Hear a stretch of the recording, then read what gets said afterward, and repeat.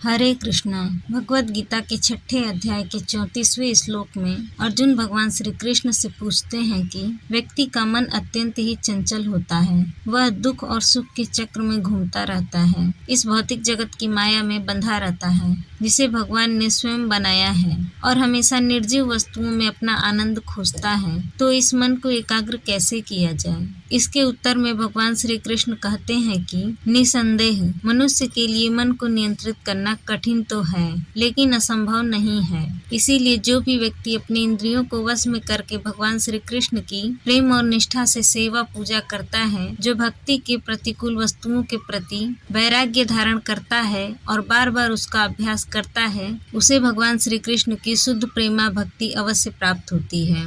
जो व्यक्ति अनन्य प्रेम से भगवान की भक्ति करता है, उसके लिए मन को वश में करना कठिन नहीं है। भगवान के चरण कमल में ही अपने मन को केंद्रित करके उनकी सेवा पूजा करने से मन स्वतः ही नियंत्रण रहता है। अपने मन और इंद्रियों को नियंत्रित करने का एक साधन है प्रत्येक मास में 2 बार आने वाली एकादशी व्रत का पालन करना।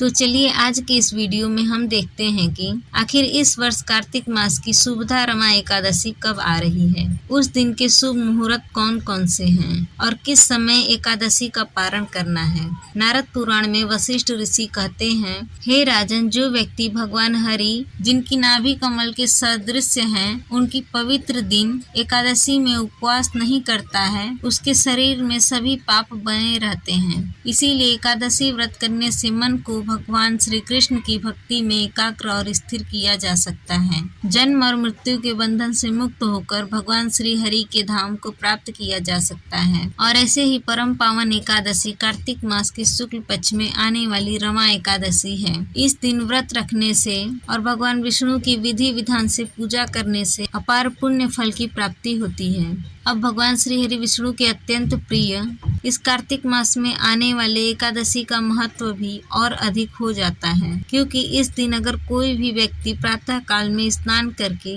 दीप दान करता है, श्रीमती राधा रानी और श्री कृष्ण की पूजा अर्चना करता है, तो उसके जन्म जन्म के पाप नष्ट हो जाते हैं और उसे अच्छे पुण्य फल की प्राप्ति होती है।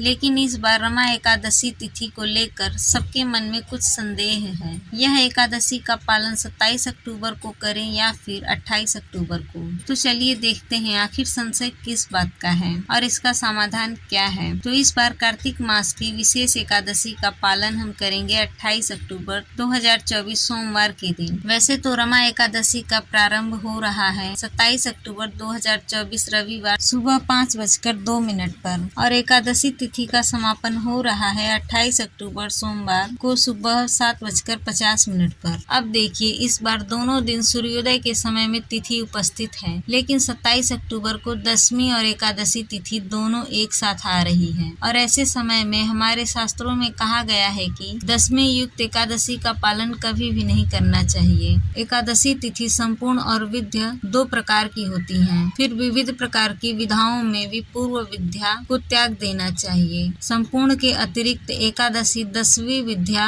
और द्वादशी विद्या होती है। इसमें से पूर्व तिथि यानी कि 10वीं विद्या तिथि को व्रत नहीं करना चाहिए। तो इसलिए इस बार की रमा एकादशी 27 अक्टूबर को पालन करने के लिए उपयुक्त नहीं मानी गई है और यही कारण है कि इस बार की एकादशी का पालन हम 28 अक्टूबर सोमवार के दिन करेंगे। इस दिन ब्रह्म मुहूर्त का समय रहेगा प्रातः 5:03 पर और सूर्योदय होगा 6:39 पर। रमा एकादशी का पारण 29 अक्टूबर 2024 मंगलवार के दिन किया जाएगा। पारण का समय रहेगा 6:39 से लेकर 10:20 के बीच। यह समय उत्तर भारत की समय सारणी के अनुसार है, लेकिन संपूर्ण भारत में रमा एकादशी का पालन 28 अक्टूबर को ही किया जाएगा। तो पारण के और सूर्योदय के समय में भी ज्यादा अंतर नहीं रहेगा। इस दिन संपूर्ण उपवास करके जो भी व्यक्ति भगवान श्री हरि के नाम का जप करता है, प्रातः स्नान करके दीप दान करता है, तुलसी माता के समक्ष बैठकर हरे कृष्ण महामंत्र का जाप करता है, उसके समस्त जन्मों के पाप नष्ट हो जाते हैं। वो भगवान की शुद्ध भक्ति को प्राप्त करता है। हमें आशा है कि एकादशी तिथि को लेकर आपका संदेह दूर हो गया होगा। वीडियो पसंद आई हो तो वीडियो को लाइक जरूर करें और चैनल पर नए हो तो चैनल को सब्सक्राइब भी जरूर करिए।